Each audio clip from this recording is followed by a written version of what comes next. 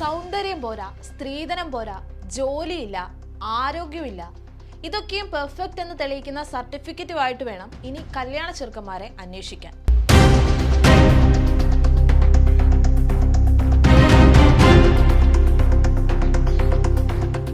മലപ്പുറത്ത് ഭർത്തൃ വീട്ടിൽ യുവതി ആത്മഹത്യ ചെയ്ത സംഭവത്തിൽ ദുരൂഹതകൾ ഏറെയാണ്. മരിച്ച വിഷ്ണുജിയുടെ ഭർത്താവ് പ്രബിൻ അറസ്റ്റിലായിരിക്കുന്നു. അസ്വാഭാവിക മരണത്തിനാണ് പോലീസ് കേസെടുത്തിരിക്കുന്നത്. 3 മക്കളിൽ ഏറ്റവും ഇളയവൾ, മറ്റു 2 പേരെക്കാളും വളരെ ബോൾഡ്, എല്ലാ കാര്യത്തിലും ഉറച്ച തീരുമാനമുള്ള പെൺകുട്ടി. ജോലി കിട്ടിക്കഴിഞ്ഞാൽ പ്രബിന്റെ കൈകളിൽ നിന്ന് രക്ഷപ്പെടണമെന്ന് ഉറപ്പിച്ച് തീരുമാനമെടുത്തവൾ.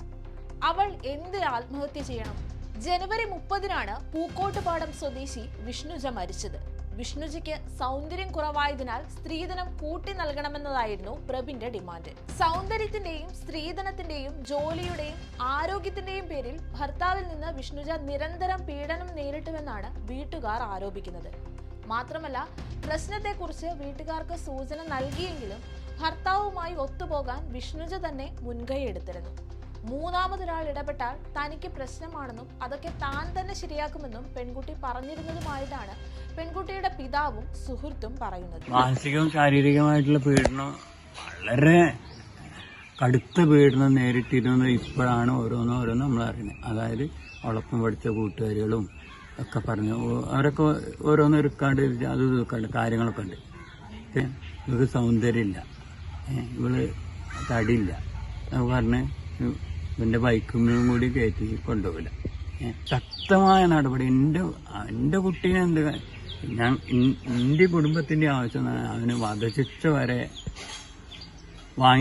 വാങ്ങിക്കൊടുക്കണം എന്നുള്ളതാണ്. അതാണ്, എന്നാലേ എനിക്ക് നീതി കിട്ടുള്ളൂ. ജോലി ഇല്ലാത്തതിന്റെ പേരിലുള്ള അവഹേളനം, സൗന്ദര്യമില്ലെന്ന് പറഞ്ഞ് വണ്ടിയിൽ പോലും കയറ്റിയില്ല, പെണ്ണായി കാണാൻ പോലും കഴിയില്ലെന്ന് പറഞ്ഞ് തരം താഴ്ത്തി, കൂട്ടുകാരികളോട് തന്നെ കുറിച്ച് പറയുമെന്ന് കരുതിയുള്ള നിരീക്ഷണങ്ങൾ. ക്രൂരതയുടെ അഴിക്കുള്ളിലായിരുന്നു വിഷ്ണുജിയുടെ 1.5 വർഷത്തെ ജീവിതം. അയാൾ അവളെ ഭയങ്കരമായിട്ട് ഉപദ്രവിക്കുകയായിരുന്നു. അവള് കഴുത്തിനേറി പിടിക്കുകയൊക്കെ ചെയ്തിരുന്നു ഭയങ്കരമായിട്ട്. അതേപോലെ തന്നെ അടിക്കുകയും ഒക്കെ ചെയ്യുമായിരുന്നു. മാനസികമായിട്ട് ശാരീരികമായിട്ട് ഒരുപാട് അവളെ ബുദ്ധിമുട്ടിച്ചിട്ടുണ്ട്. അവൾ എന്നോട് ഷെയർ ചെയ്യായിരുന്നു. അതും കുറേ കഴിഞ്ഞിട്ട് അവൾക്ക് പറ്റുന്നില്ല എന്ന് കാണുമ്പോഴായിരുന്നു അവൾ എന്നോടെല്ലാം ഷെയർ ചെയ്തുകൊണ്ടിരുന്നത്. അപ്പോഴൊക്കെ ഞാൻ പറയും, നീ എന്നാൽ തിരിച്ചു പോരെ, വീട്ടിലാണെങ്കിലും അവളെ സ്വീകരിക്കും, ഒരിക്കലും അവരുടെ ഫാമിലി അങ്ങനെയുള്ള ആളല്ല. അപ്പം ഞാൻ പറഞ്ഞു, അല്ലെങ്കിൽ നീ നമുക്ക് റെഡിയാക്കാം, ജോലിയല്ലേ, അവൾക്ക് ജോലി ഇല്ല എന്നുള്ളതിൻ്റെ ഒരു ബുദ്ധിമുട്ടുണ്ടായിരുന്നു. ജോലി കിട്ടിയിട്ട് എല്ലാം ശരിയാവുമല്ലോ.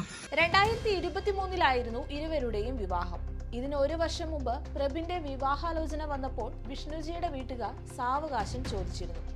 അതിന് തയ്യാറാകാത്തതിനാൽ വിവാഹം ഒഴിവായി. വീണ്ടും 1 വർഷത്തിന് ശേഷം ആലോചനയുമായി എത്തിയപ്പോഴായിരുന്നു വിവാഹം നടന്നത്.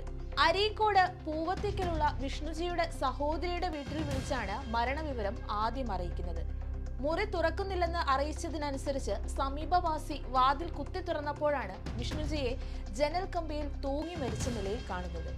2 കൈയിൽ നിന്നും രക്തം വാർന്ന നിലയിലായിരുന്നു. വിഷ്ണുജിയുടെ ശരീരത്തിൽ മുറിവുകൾ ഏറെയുണ്ടായിരുന്നു. മരണവിവരം പറഞ്ഞ് വിഷ്ണുജിയുടെ വീട്ടിൽ നിന്ന് ആളെത്തുമ്പോൾ ലീവായിരുന്ന പ്രബിൻ സ്ഥലത്തുണ്ടായിരുന്നില്ല. സിനിമയ്ക്ക് പോയി, ട്രിപ്പ് പോയി തുടങ്ങി വിരുദ്ധമായ കാര്യങ്ങളാണ് കേട്ടതും. വീട്ടിലുണ്ടായിരുന്ന വിഷ്ണുജിയെ വൈകിട്ട് 5 മണിയായിട്ടും താഴേക്ക് കാണാതിരുന്നതിനാലാണ് വീട്ടുകാർ അന്വേഷിക്കുന്നത്. ഇതിനിടയിലൊന്നും ആ പെൺകുട്ടിയെ അവർ അന്വേഷിച്ചില്ല. ഭക്ഷണം കഴിച്ചോ എന്ന് പോലും അവർ തിരക്കിയതുമില്ല. മാനസികമായും ശാരീരികമായും അവൾ സഹിച്ച വേദന അധികമാണ്.